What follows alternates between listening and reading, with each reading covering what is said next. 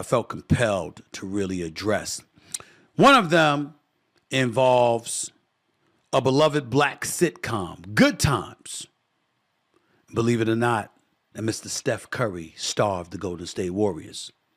Good Times, if you recall, centered on the Evans family who live in Chicago's Cabrini Green housing project. And now it has an animated reboot on Netflix. The series premiered on April 12th, and it is executive produced by Steph Curry. If I don't look happy, there's a reason.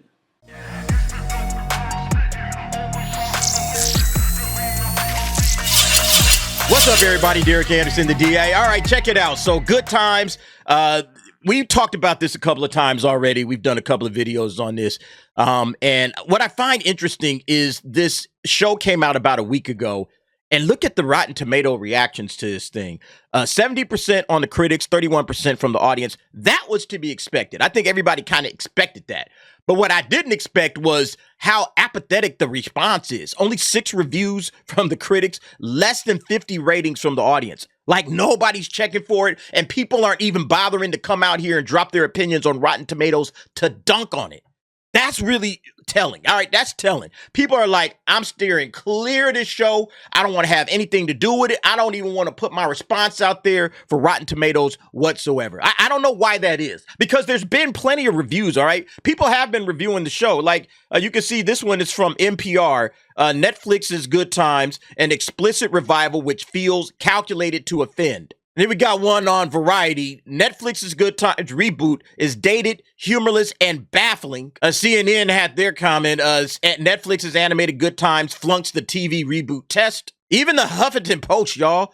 Even the Huffington Post, as woke as they are, all right, they can't even come out here and champ for this thing. The Good Times reboot is absolutely terrible. The Netflix's version of the earnest black family sitcom drew swift backlash, and for good reason. Yeah, like everybody that's coming out here is talking nothing but shit about it. And then The Root comes out, man. The Root's been on these cats' heads from the giddy up, all right? They've been on their heads from day one.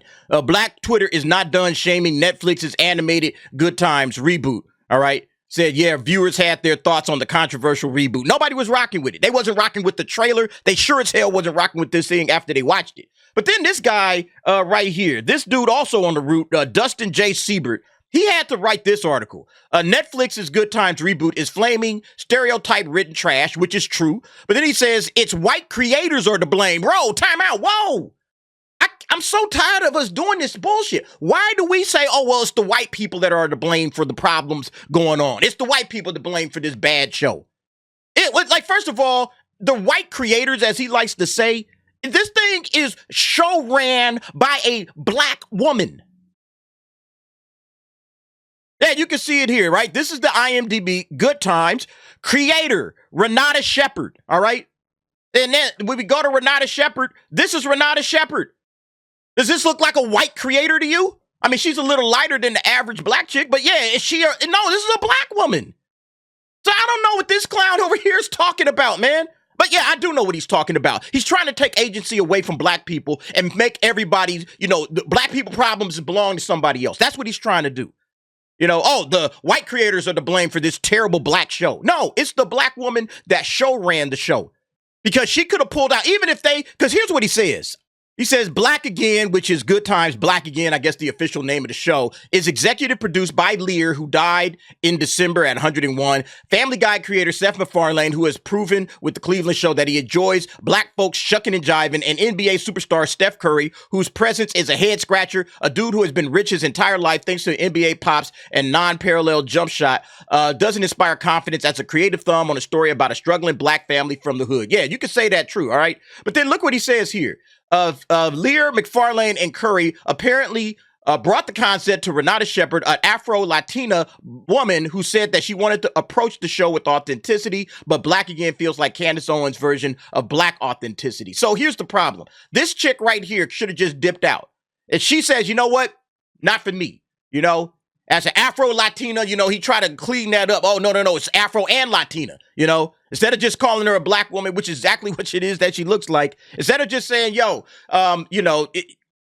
instead of just saying, yo, I'm out, I'm not doing it, okay, I'm not going to be a part of the show, All right, I'm gone. Like he says, this guy here, right? Carl Jones, who produced the far superior Boondocks cartoon, probably dipped early because he saw it was a flaming bus headed into a steel wall. So yeah, why not just say that about everybody? If Carl Jones could see it, how come Renata Shepard couldn't see it? And then he says, I'm disinclined to lay blame at the show's legitimate black talent, Jay Farrell, Marseille Martin, Yvette Nicole Brown, Wanda Sykes. I reserve that for the writer's room, which appears to have had the edict of tossing as much stereotypical offensive black shit as they could muster onto a whiteboard to see what sticks. Well, that's your girl, Renata Shepard, all right? That's her, all right? That's this chick here.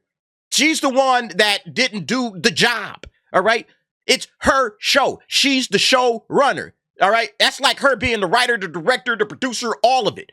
She's the one that you should blame for this, number one, but then the blame falls to all of these cats. Everybody that read a script and said, yeah, let's go, they ought to be held responsible. Quit trying to do all of this stuff. Oh, you know, it's the white creators. Yeah, let's hold the white creators to fault.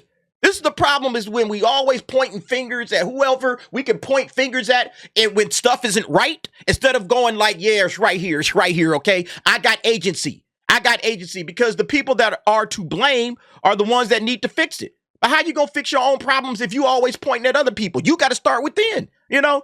That's kind of an aside, but yeah, let me get to this part. So Stephen A. Smith just went off on the Good Times remake on Netflix, all right? I want to react to this. I left a little bit of a clip at the beginning. Stephen A. ain't happy, all right? He's not a happy man, so I'm going to go ahead and jump right into this clip. If I don't look happy, there's a reason. And the reason would be is because I saw an opening scene where an animated black character was in the shower talking to a cockroach. A baby was a drug dealer. Yeah, that's when I saw that. That's when I was out. As soon as I saw that on the trailer, I said, there's no way in hell I'm watching this show. I am not watching this trash. I am not watching this bullshit. There's no way in hell that I'm going to subject myself to looking at bullshit like that. That's just, it wasn't happening. It just wasn't happening, man. So yeah, Stephen A. has watched way more of this show than I ever will. One of the times, two people were talking in the kitchen and a little fly was running around. That's what I saw. I'm a huge fan of Good Times. James Evans Sr., JJ, Thelma with her fine self. Remember her? Oh, if you know anything about some of these old shows like the Jeffersons, Archie Bunker, Sanford and Son, and of course Good Times. You know, I'm afraid of what they would do with Sanford and Son. Like, Sanford and Son should be like, oh my God, can you imagine if they do a Sanford and Son? Whew, man. And look, that was a classic. Sanford and Son was a classic show back in the day. What I'm talking about. And I'm looking at that and I'm like, are you kidding me? An infant who sells crack? An infant who sells crack. When was that ever a part of Good Times? It's a reboot. Thelma herself spoke out against this. I never believed in my wildest dreams I'd ever have anything to complain about involving Steph Curry. Steph Curry! I mean, a paragon of virtue. One of the greatest role models we've ever seen in the history of sports. One of the best people you could ever meet. But we also know he didn't grow up in the projects. His father was an NBA player. And you know what? The other guy made this exact same point, right? The Dustin guy. He made this exact same point, is that Steph Curry grew up outside of the hood and the community and everything. He didn't really grow up where normal black people, like the people that they're depicting in this Good Time show, he didn't grow up around any of that. And it speaks to exactly what I've always said when it comes to these creators and these folks in Hollywood and all these people that like to get out there and virtue signal and talk all about issues and stuff that they don't know anything about because they didn't grow up around it. It's what I've always said about these cats being disconnected. You know, Hollywood is disconnected from their audience. They don't know what their audience wants. That's why something like Good Times happens in the first place. You know, because of the giant disconnect, the gulf between Hollywood and its audience is so big. It's so huge. They do not know what the common everyday people are like. They are no longer one of us. They live in a bubble. They live in a bubble, and that's why everything that you see coming out of Hollywood lately seems so disconnected from your life. It seems like these people don't really know anything about what's going on. They don't even know what I like. They don't even know what entertainment I'm looking for. They have no clue, you know? They are so disconnected from what's going on in just general mainstream households in and across America. They have no clue. And so, yeah, that's exactly how something like that happens, because you got this guy, Steph Curry, who didn't grow up around it. Like we saw, he's the one, I guess, quote unquote, black executive producer. And that one guy is like, yeah, sure looks good to me. All right. Pushes it on out there. They hand it off to this black showrunner. She apparently doesn't see a problem with any of this. Maybe because she's disconnected. You know, she's a Hollywood showrunner, a Hollywood producer. She's disconnected from the shit. So all of these people are disconnected. Let's go out there and let's tell the stereotypical, story about black people growing up in Chicago. I mean, it's amazing, man. But again, this is why. Every time I explain, this is the reason why somebody else comes out and says, oh, yeah, Steph Curry is disconnected from, regular folks. Anyway.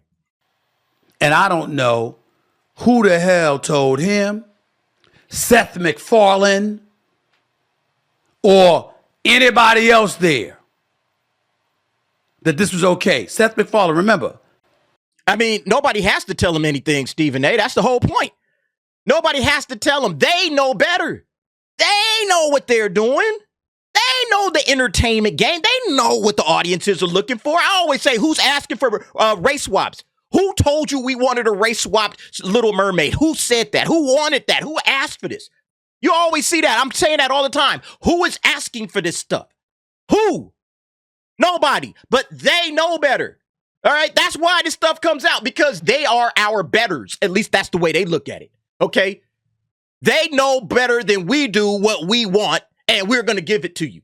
And then when we see it, we reject it. And then next thing you know, they're going to come out with all kinds. I'm glad this is, they can't claim racism is a problem here. I'm glad they can't claim racism. Oh, you guys don't like it because you're racist. Wait a minute. Black people, white people, everybody hates this trash. Okay, so you can't claim racism. So now what are you going to say? Huh? Oh, well, I guess it's just bullshit and we did a bad job making this show. Exactly. That's exactly what it is. That's what it is every other time, too. Just so you're aware. It just so happens that black people are just as much against this as the rest of the world. He's the Family Guy creator. And I got to look at that. I'm thinking about the original Good Times executive producer, Norman Lear. He passed away earlier this year, by the way. Who the hell signed off on this? Were there black writers in the room? Stephen A., there was a black showrunner. It's not just, was there a black writer? The woman running the show. She don't look like no white chick. Like I guess Afro-Latina, maybe she got some Latina in her or whatever. She knows what's going on, or at least she should. This has nothing to do with skin color, okay? This has nothing to do with, black people would never have done this. There's black people involved in they came out and they did the voices. They wrote the show. They participated in this just as much as Norman Lear and Seth MacFarlane. You got to hold everybody's feet to the fire. Don't try to pass the buck. Did you have diversity in there? Did somebody tell you who this was okay? If they are, I want to know who they are. I want names. I want faces. Who told you that was okay? Well, remember Yvette Nicole Brown? I did that video. Remember that? She was proud of her work. All right. Yvette Nicole Brown, she out here blocking people on Twitter that had a problem with the trailer. Oh, you haven't watched it. She was coming out hard against people. All right. The voice of, I guess, the mother or whatever. Yeah, that's her right there. That's her right there. She was giving everybody the blues because they was like, what is this trash trailer that y'all just put out here? What is this garbage? How dare you? Yeah, and she started giving everybody the blues, coming hard on folks. All right. Calling them trolls, making fun of them, talking shit. Yeah. Yeah, black. It's black as can be. All right. So, yeah, Stephen A., I mean, it's plenty of folks out there. Just got to read the IMDb. You can see everybody involved with it. All right. And you can see everybody that had something to say, and they were proud of their work. I want to know. Because the shit ain't okay. I know it's animation. I know we embellish. I know we live in an age where everything ain't fair. It's crime, it's pestilence, it's all of these things. And yes, it's absolutely true from the standpoint, roaches, rats, etc., etc. I grew up around a little bit of that, actually a lot of that. And if you're poor and desolate, chances are that's a part of your experience too. I've never seen it depicted in a sitcom, though, animated or otherwise. This is the first. And I never thought of my wild.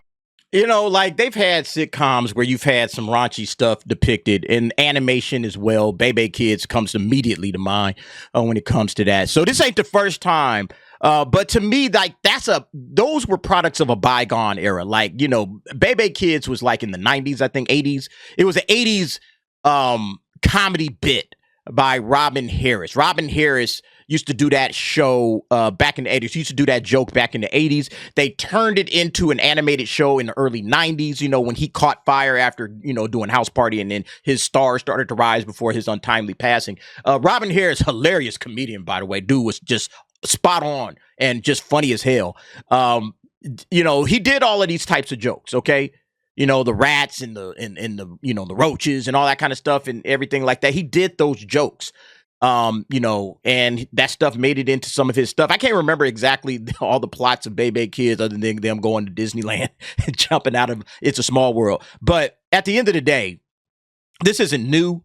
But at the same time, it's like we should have been beyond this shit. And then now we're just doubling, tripling down on the same tired ass stereotypes that, you know, were sort of funny, like maybe, you know, 3-4 decades ago. Now it's just like, what are we doing? Okay.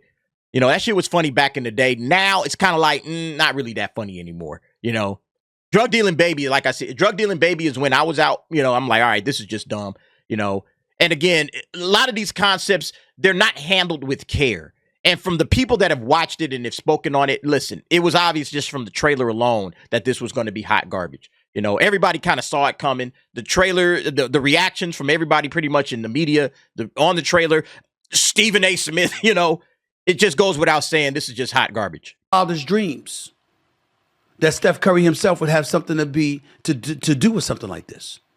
Now, of course, Steph Curry was asked about the show at a press conference at the Chase Center last Friday. Here's what he had to say. Good Times, everybody knows what it is. And it's on a pedestal of shows that represent black culture, black social commentary, black family.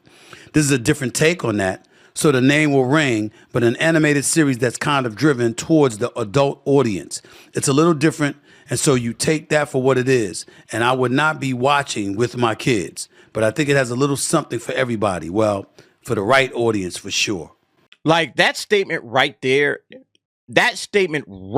should tell you everything you need to know about what this series. Number one, he said it here, so the name will ring. So they just wanted Good Times, the name Good Times, so that people would come and watch this garbage. That's what they did it for. Steph Curry says it. So the name will ring, but it's an animated series. And then he also says, I'm not watching this with my kids. So Good Times was a show you could watch with everybody. It was a family show. You could watch that with everybody in the family, from the grandsons, grandparents, everybody in between. All right. Everybody could watch Good Times. Nobody had to, oh, I can't show this to the kids. We can't have the kids watch this. Everybody could watch the show. So the fact that they made a show based on a show that everybody could watch, that was something for the family, for everyone, you know, from grandma down to granddaughters, everybody in between. The fact that they made this show, and then Steph Curry, the executive producer, says, not watching it with my kids, so you can't show your kids something like this, that means you're not proud of it. That means you're not proud of it. Again, this tells me everything I need to know about the show. That the executive producer of the show says we just basically ripped the name off the great classic family sitcom. We ripped the name off of that, slapped it onto our bullshit, and it's something I wouldn't even show my kids. That tells me everything I need to know. Respectfully, Steph Curry, that's insulting. Yep. Respectfully. Now, Steph Curry is not somebody to be condemned because he's class personified as one of the best people you'll ever meet in your life. But nobody's flawless, and clearly he just proved that. I mean, when you think about it, this is a different take on that, so the name will ring, but an animated series that's kind of driven towards the adult audience. Well, why would you use Good Times? Again, it's because they wanted the name. They wanted to take the name Good Times. I'm going to let them finish. And why would good times be associated with a baby being a drug dealer and talking to roaches in the shower? And then to sit up there and admit you wouldn't be watching it with your kids. Yeah. I mean, well, thanks a lot. Thanks a lot.